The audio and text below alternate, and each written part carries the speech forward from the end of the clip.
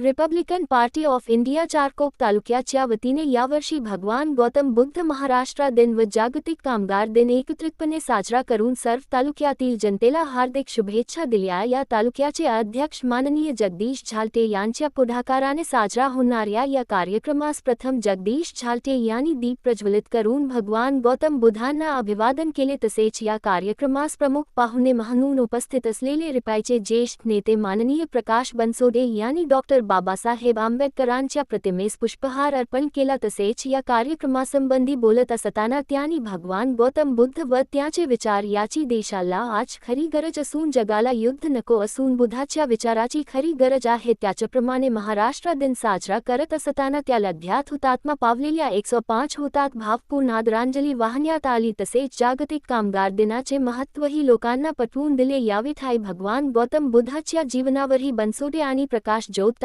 या तालुक्याचे अध्यक्ष जगदीश झालटे यांनी भगवान गौतम बुद्ध महाराष्ट्र दिन व जागतिक कामगार दिन याचे महत्त्व पटवून देऊन पक्षाशी एकनिष्ठ राहून पक्ष वाढवण्याच्या कार्यास मदत करावी असे लोकांना आवाहन केले। तसेच योगायोगाने रिपाईचे ज्येष्ठ नेते माननीय प्रकाश बनसोडे याचा एकमेव वाढदिवस असून जगदीश झालटे यांनी त्यांना पुष्पगुच्छ देऊन त्यांना हार्दिक शुभेच्छा दिल्या। यावेळी जमलेल्या सर्व बंधू भगिनींना मिठाईचे वाटप करून एकतेने उत्सव साजरी करण्यात आले। या कार्यक्रमास या तालुक्याचे सरचिटणीस बाबा बनसोडे, कार्यकर्ते सतीश झालटे, पप्पूजा, अशोक पामक अधिकारी उपस्थित होते। चारकोप विधानसभेमध्ये महाराष्ट्राचे नेते प्रकाशजी बनसोडे, योगायोग असा आहे की आज बुद्ध जयंती आणि प्रकाश बनसोडे यांचा जन्मदिवस एकच दिवशी आलेला आहे अशी शुभेच्छा प्रकाश बनसोडेंनी आज कांदिवली तालुका ईस्ट वेस्ट एकत्र करून सगळ्यांना शुभेच्छा द्याव्या आणि भरभराटी जाऊ एवढंच बोलून थांबतो। जय भीम, जय भारत, जय बुद्ध। पार्टी ऑफ इंडियाच्या जगदीशभाईच्या कार्यालयात 1 मे आणि बुद्ध पौर्णिमाच्या हार्दिक शुभेच्छा। दिवस आणि बुद्ध पौर्णिमाच्या सबको हार्दिक शुभेच्छा। जागतिक कामगार दिन आणि भगवान बुद्ध जयंती एकत्रितपणे साजरी केल्याचा आनंद होत आहे। वास्तविक महाराष्ट्र दिन असाच मिळालेला नाही। या महाराष्ट्रासाठी 105 हुतात्म्यांनी बलिदान केलेलं आहे आणि त्यामुळं आपण त्या हुतात्म्यांची आठवण करण्यासाठी महाराष्ट्र दिन हा साजरा करतो। आजही मराठी लोकांवर अन्याय अत्याचार होत आहेत। आज मराठी भाषा दिन सुद्धा आहे। त्यामुळं मराठी लोक जे आहेत ते रिक्षात बसले तरी प्रथम मराठीत बोललं पाहिजे। या मागणीला आमचा रिपब्लिकन पार्टी ऑफ इंडियाचा पाठिंबा आहे। भगवान गौतम बुद्धांची जयंती आपण साजरी करत असताना भगवान गौतम बुद्धांनी दिलेली शिकवण, त्यांनी दिलेली आचरणाची जी पद्धत आहे सर्वांनी शांततेनं पालन केलं पाहिजे। आज जगात युद्धाचा भडका उडालेला आहे, त्यामुळे जगाला सुद्धा आज युद्धाची नाही तर बुद्धाच्या विचाराची खरी गरज आहे असं मला वाटतं।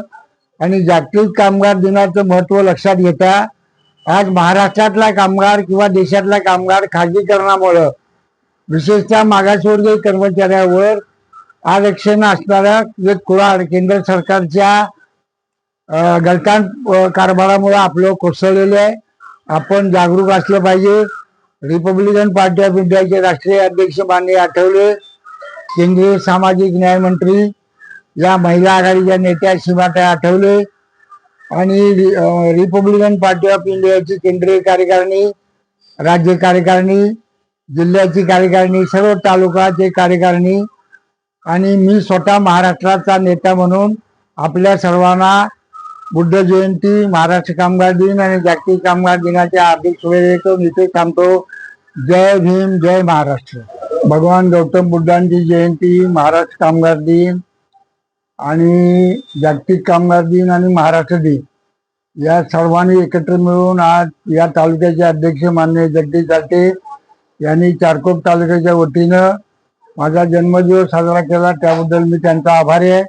आणि ज्यांनी प्रत्यक्ष अप्रत्यक्षरित्या माझ्या जन्मदिवशी ज्या शुभेच्छा दिल्या त्यांचा पण मी आभारी आहे। जय भीम, जय भारत। भगवान गौतम बुद्धांची जयंती, महाराष्ट्र कामगार दिन आणि जागतिक कामगार दिन आणि महाराष्ट्र दिन या सर्वांनी एकत्र मिळून आज या तालुक्याचे अध्यक्ष माननीय जगदीश झालटे यांनी चारकोप तालुक्याच्या वतीनं माझा जन्मदिवस साजरा केला त्याबद्दल मी त्यांचा आभारी आहे. आणि ज्यांनी प्रत्यक्ष अप्रत्यक्षरित्या माझ्या जन्मदिवशी ज्या शुभेच्छा दिल्या त्यांचा पण मी आभारी आहे. जय भीम.